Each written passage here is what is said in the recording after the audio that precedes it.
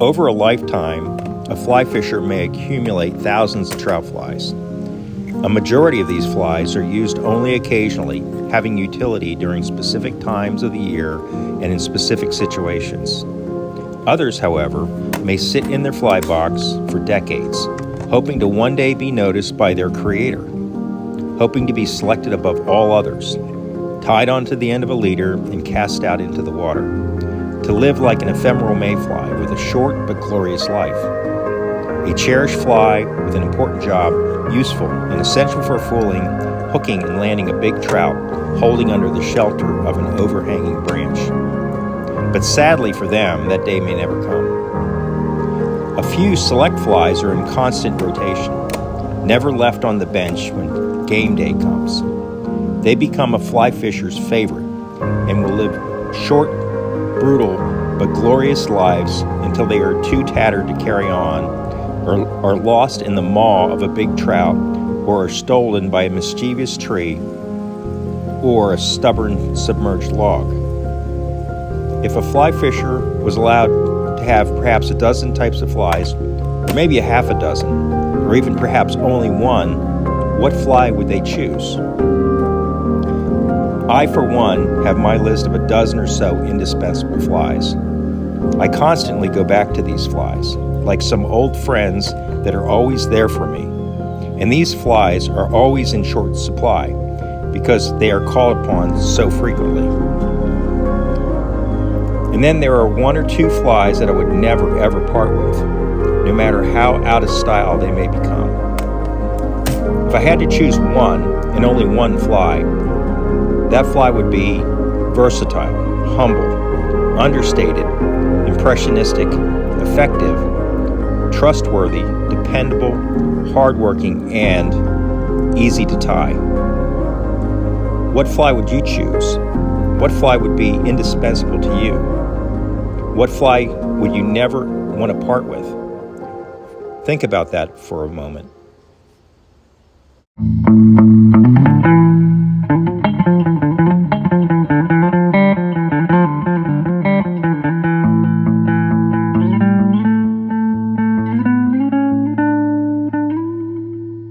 Hello, Andy here. I'm going to try to respond to some questions and comments from some of my listeners here about a particular fly that I mention quite often. And the fly is called a CK Nymph. It's CK Nymph. And it's one of the most, in my mind, important flies to have in your fly box. I've been fishing them for over 30 years now, and just want to let everybody know what they are. But before I do that, I want to give some credit to the man who developed the fly, a guy named Charles Kraft.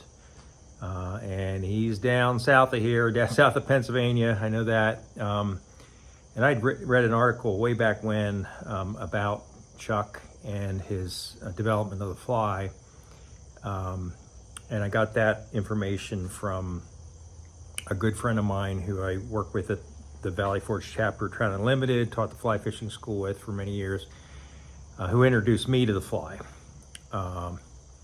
And I remember a day when, probably mid-1990s, we were fishing on a local creek for wild brown trout, and my friend was using a CK Nymph, and I was using inchworms, and in a sort of a stream with a lot of canopy, and we both caught a lot of fish.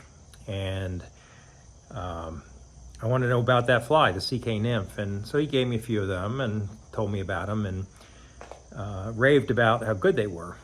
And so from that point on, I started to fish them. I always have my fly box. I keep a dozen in my fly box at any time, and I can't keep enough of them because I use them so much.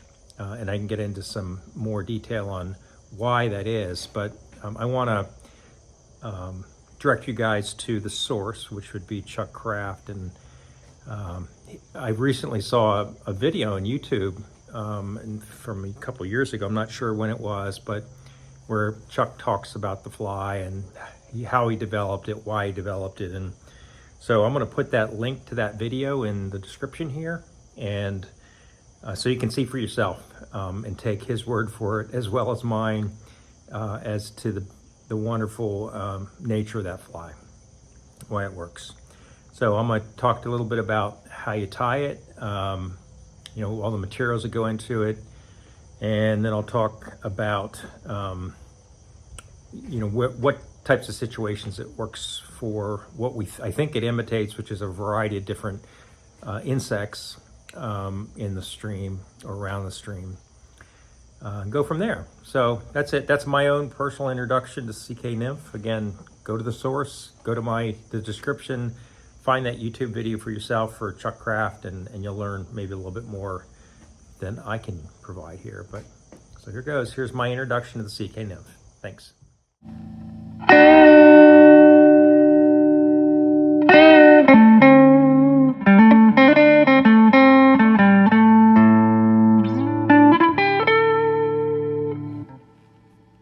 So here are some of the materials I use when I'm tying the CK Nymph.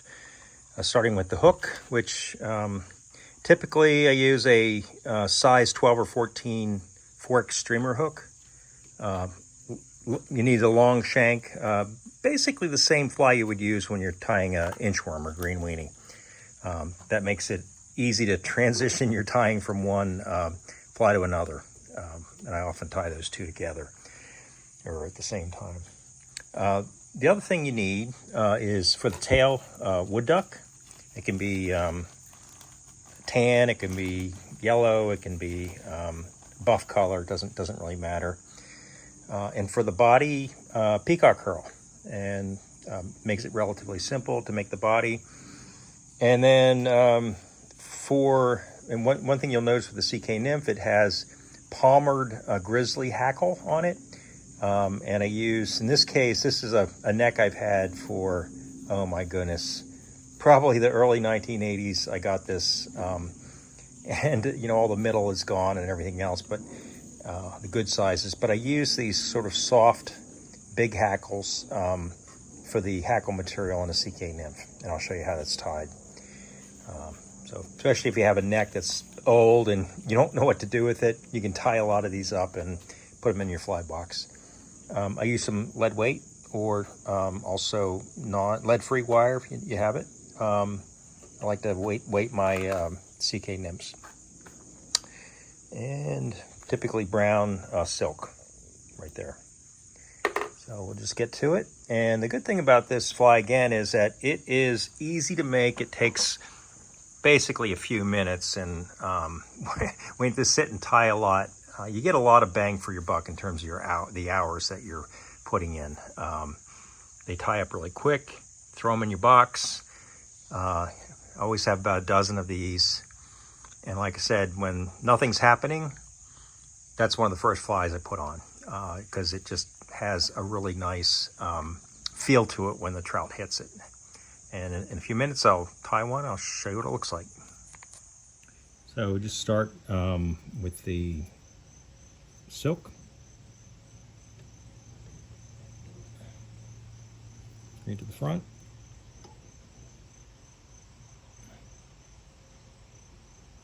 Bring it to the back. Flip it off.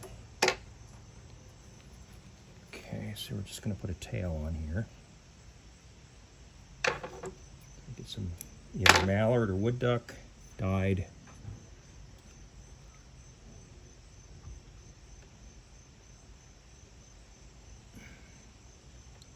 Doesn't have to be that long.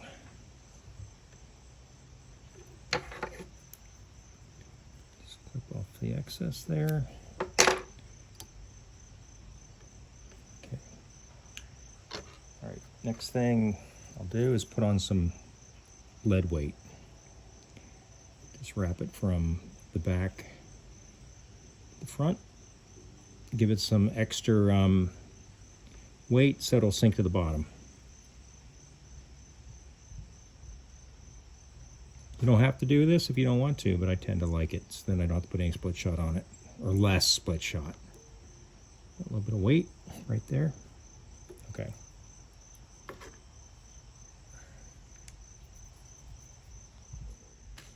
The next thing I'm going to do is select a grizzly hackle for the palmered hackle that goes on after you put the peacock curl on. So this is that old neck I had. and I picked a fairly sizable, soft grizzly hackle. And we'll put that on.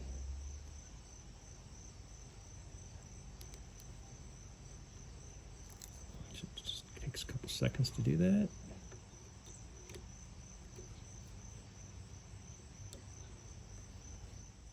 So the next thing I'm going to do is select a group of peacock herl here. Just take maybe 3 or sometimes 4 strands. Right there, like that. All right. And I kind of ignore the butt end because they don't turn as well. Cut those off.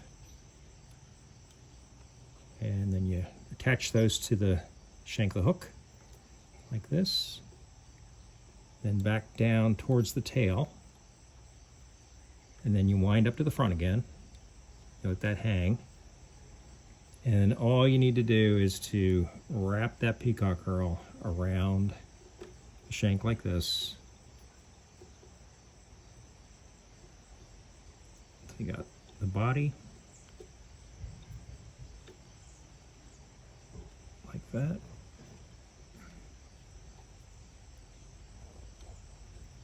And this is one of the materials that gives this fly its crunchiness. That's one way that Jim Clark described it. The fish like the way it feels in their mouth, and they won't let go of it as quickly as they might another fly. So you might have a couple milliseconds or a second or two to catch that fish and strike it. Okay, so that's all you do with the peacock herl. And I'll take these little pliers here, and we're going to wind that. Sometimes this doesn't hold, but we're going to wind the hackle towards the front, and you want to create space between the turns like this, all the way up. Looks like a woolly bugger, doesn't it? Certainly does. You get to the front, and then you want to tie that down like that.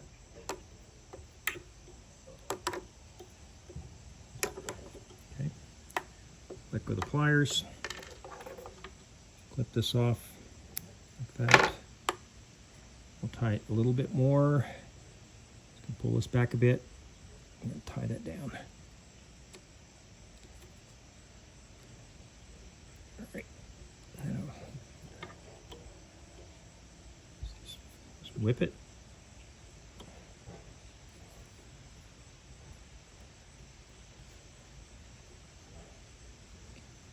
Okay, so there you are. Took me a couple minutes, didn't it?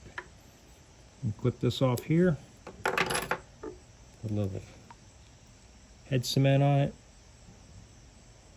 And then comes the fun part.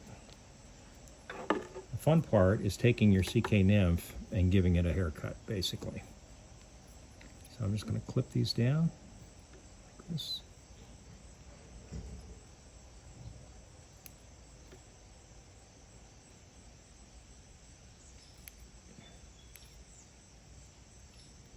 You get them all.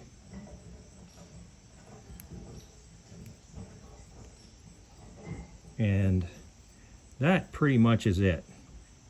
You can see that these tie very quickly and very well. So that is your CK Nymph. Mallard duck or wood duck tail, peacock herl for body, soft grizzly hackle, palmer to the front, and then clip down. That's it. Using black or brown silk. One of the simplest ties that you have. Cool thing about this fly, again, is that it works very well. Stonefly, Icenichia, and anything else that might fall into the water. It's impressionable. It doesn't have exact pattern in terms of, it's not imitating one particular fly, and that's one of the reasons it's such a good fly. So we'll stop that. I'll talk a little bit more about conditions, situations that I fish the CK Nymph. So I'll talk a little bit about why I think the CK Nymph is such a good fly. And there's several reasons.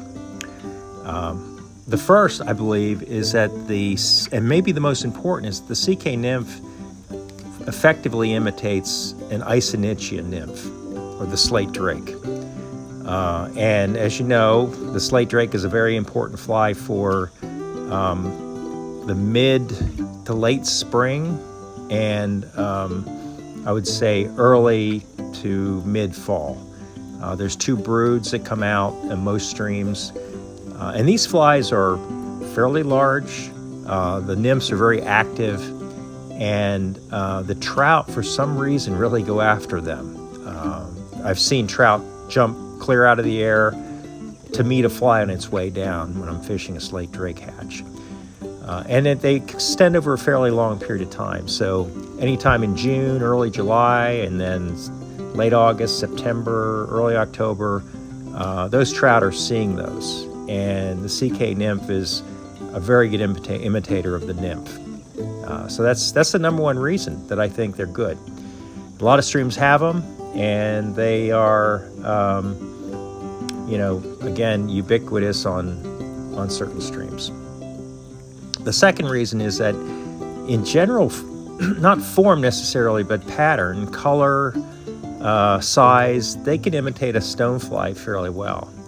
If you think of something tumbling through the stream, getting dislodged, tumbling into a pocket and into a run, just the look of that fly with the grizzle hackle, and it's impressionistic, and I think that the CK nymph does a really good job at imitating a stonefly.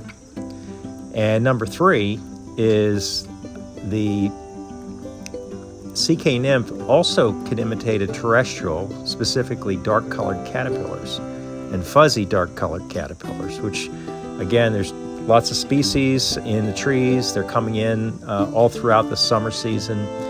The trout are grabbing them when they can. So this fly can be a caterpillar as well. And I guess the last reason is that they just look like something to eat, these guys, these CK nymphs. They are nondescript, I would say, generalized type of fly. They look like something a trout would eat, and they probably don't hesitate when they see it if they are on the feed. And I think that that's a big component of why they're so effective. So some thoughts on how to fish a CK nymph. And I mentioned earlier that I typically weight my CK nymphs, put some lead or other wire to get them down deeper. Just my preference. I've also, I think, seen people put beads in front of them, maybe if you want to try that variation. So I normally weight my CK nymphs. I'll often, as I usually do, when there's nothing else going on, I'll fish in tandem with a dry fly. And a favorite combination is a parachute Adams, like with a white wing, so you can see it in some tumbly, rough water, and a CK nymph. And that fits the slate drake hatch pretty well, because the parachute Adams I use can imitate a dun, and the CK nymph can imitate the nymph, and those guys are active at the same time. Those slate drakes are nymphs are swimming into the shallows and crawling up on rocks and hatching that way, versus hatching in the water column like a lot of other mayflies. They tend to do that. And with that combination, I'll fish the tandem and just tumble the CK nymph into pockets and pools and runs. Any of those places where the Isonichia live works really well. And if there's a tree canopy, even better, because there's other things coming in.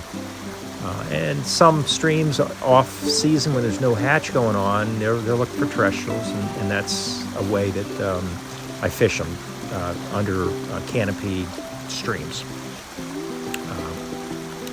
And sometimes I will cast the CK nymph under overhanging trees, let them plop in like a caterpillar would, and sometimes trout whack them just like they'd whack an inchworm, looking for something to come in.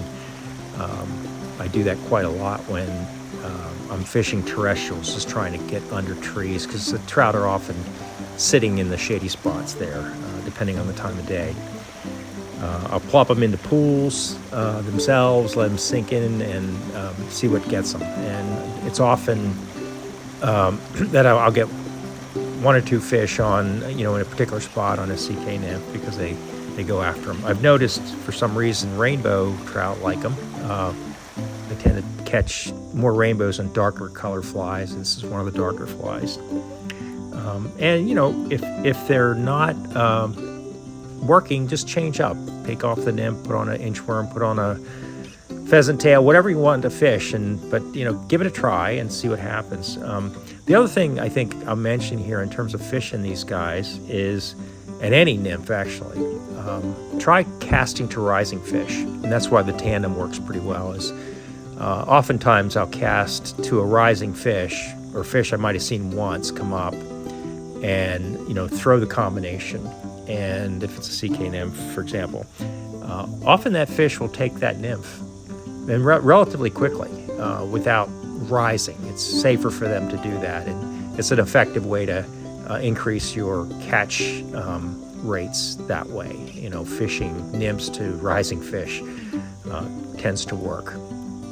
So those are some of the ways I fish it. And again, I encourage you guys to tie these up or buy them. You can get them, I think. Put some in your fly box. Go to Chuck Kraft's YouTube video that I have in the description. See for yourself, and give it a try. And enjoy the time you have out there. Wish you luck, and we'll talk about another fly next time. Thanks.